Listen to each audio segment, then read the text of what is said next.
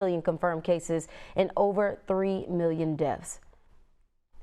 And again, those cases right now slowing down, but of course we still have those cases out here. We want to bring in Dr. Lane Rowling, who is here to talk about more about this. Meanwhile, there are still restrictions being lifted in stores, and the CDC has made some major changes to their guidelines. But infectious disease expert and virologist who joins us every Sunday, Dr. Lane Rowling, is here to break it all down for us. Good evening, Dr. Rowling.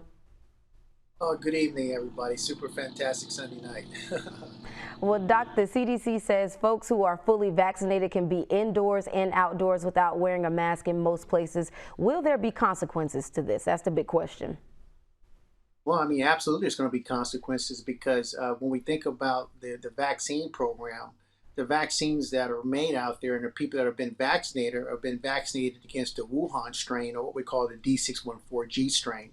The reality is that these vaccines are not going to have any effect on the triple mutation or the double mutation from India or even the P1, P2 Brazil strain. And the reality is that people are going to be able to still be infected, and the disease is still out there, the virus itself, and the virus is mutating.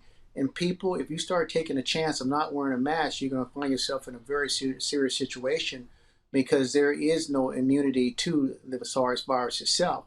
And so that mask itself is front-line protection for you. It is your base defense and from getting infected.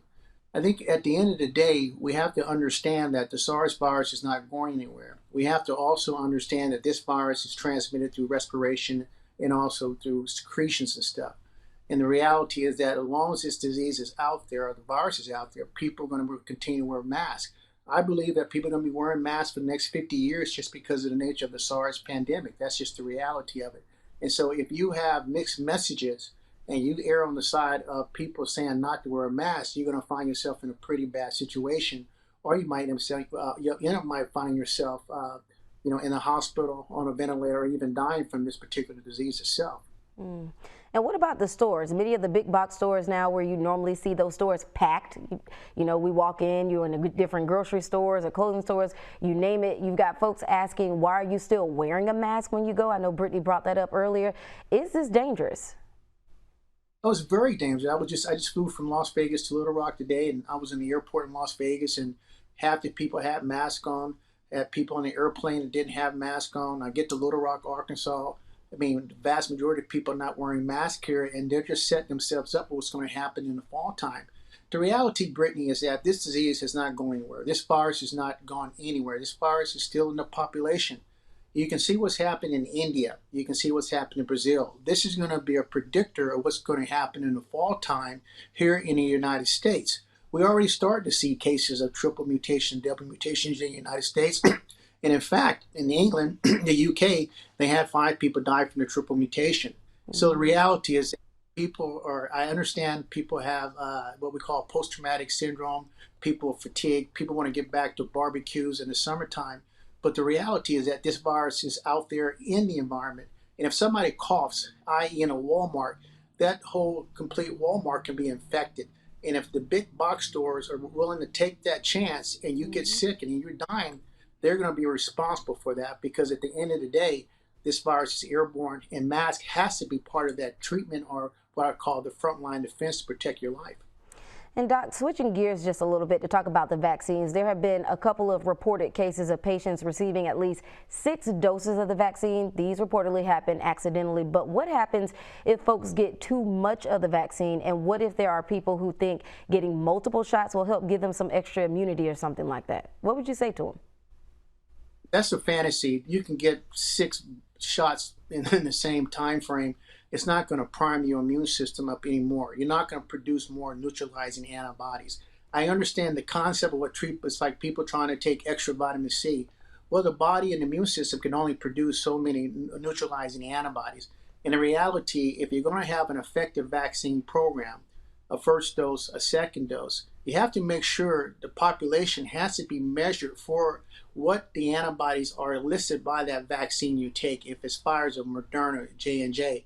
In the reality, most of the people that are getting vaccines, we really don't know, because nobody's doing a standard protocol measuring the antibodies that are listed by the vaccine.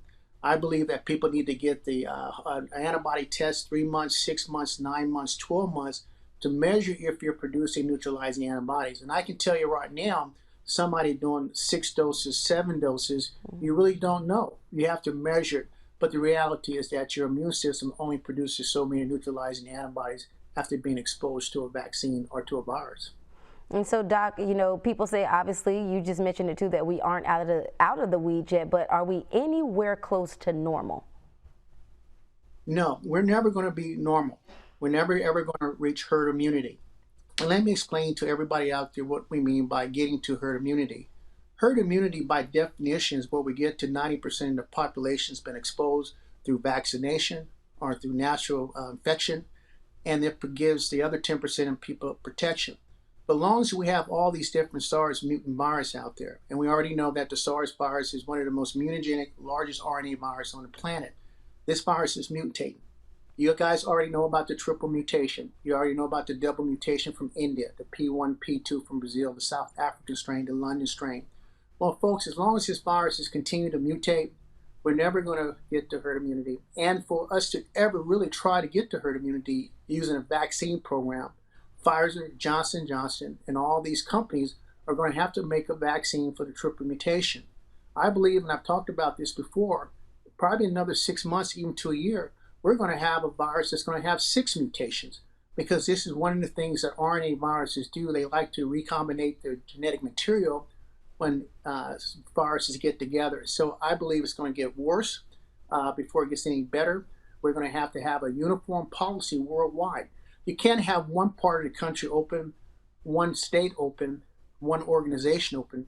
You have to have a uniform policy that's effective for the whole entire society.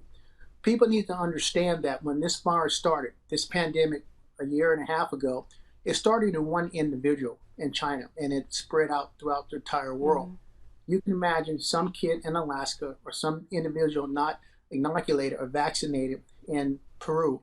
That individual becomes patient zero. And bottom line is that you have to have a uniform policy effective for everybody, and everybody has to be in the same boat, wearing masks, vaccination, understanding, because the reality, if not, this virus is going to continue to be on our society for the next 50 years. And Dr. Rowland, we got it. We know we got to remain being cautious. We appreciate your time, as always, every Sunday. Thank you very much. You guys have a super fantastic Sunday. I'll see you guys next Sunday. Take care. You too.